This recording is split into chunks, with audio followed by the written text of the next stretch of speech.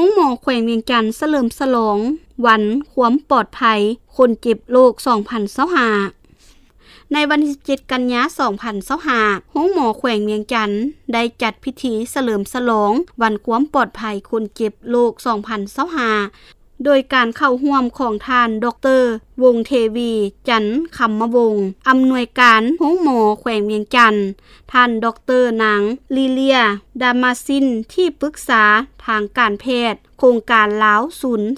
035มีบรรดาเชี่ยวชาญมีคณะอำนวยการห้องหมอหัวหน้าหน่วยงานตัวแทนแพทย์และพยาบาลในห้องหมอเข้าร่วมท่านดร.วงเทวีจันทร์คำมวงศ์กล่าวว่า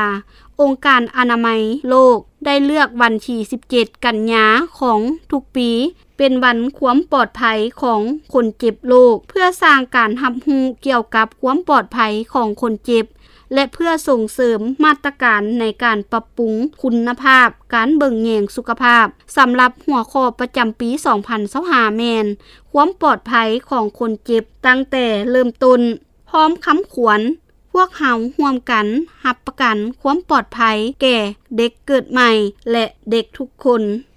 พร้อมนี้ก็เพื่อให้บุคลากรและประชาชนเข้าใจหัวข้อดังกล่าวผ่านกิจกรรมสื่อสารและการแสดงฝึกอบรมและสร้างความรู้ให้บุคลากรทางการแพทย์ในด้านการป้องกันความผิดพลาดและส่งเสริมคุณภาพการดูแล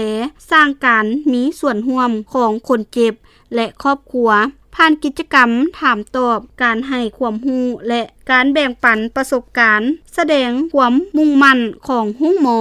ในการปกป้องความปลอดภัยคนเจ็บโดยผ่านการจัดฐานความรู้การแสดงโปสเตอร์และการร่วมมือจากภาคส่วนต่างๆสร้างบรรดาข้อคิดสำคัญเพื่อนำไปปรับใช้ในการปฏิบัติเวียกงานประจำวันและพัฒนาคุณภาพการบริการของห้องหมอท่านดร.นางลีเลียดามาซินกล่าวว่าเพราะว่าเด็กน้อยแม่นมีความเสี่ยงในด้านต่างๆกว่าผู้ใหญ่โดยเฉพาะแม่นเด็กน้อยอยู่ใน ICU และการบริหารยาของเด็กมีความเสี่ยงปัจจุบันหลายภาคส่วนแม่นมีความมุ่งมั่นในการพัฒนาระบบความปลอดภัยร่วมกันเฮ็ดเวียกเป็นทีมที่เข้มแข็งความร่วมมือกับครอบครัวความปลอดภัยของคนเจ็บมันแม่นความรับผิดชอบของหมดทุกคนพร้อมนี้พนักงานแพทย์หมู่ต้องได้มีการพัฒนา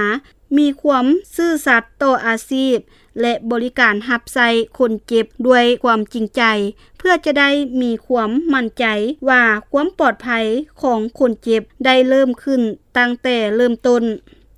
ในงานครั้งนี้ยังได้จัดหลายกิจกรรมเป็นต้นกิจกรรมการล้างมือการให้ความรู้เกี่ยวกับการบริหารยากิจกรรมการแข่งขันบอร์ดวิชาการการให้สุขศึกษาเกี่ยวกับการให้วัคซีนในเด็กน้อยวัคซีนพื้นฐานสำหรับเด็กน้อยรุ่น5 ปีในสาธารณรัฐประชาธิปไตยประชาชนลาว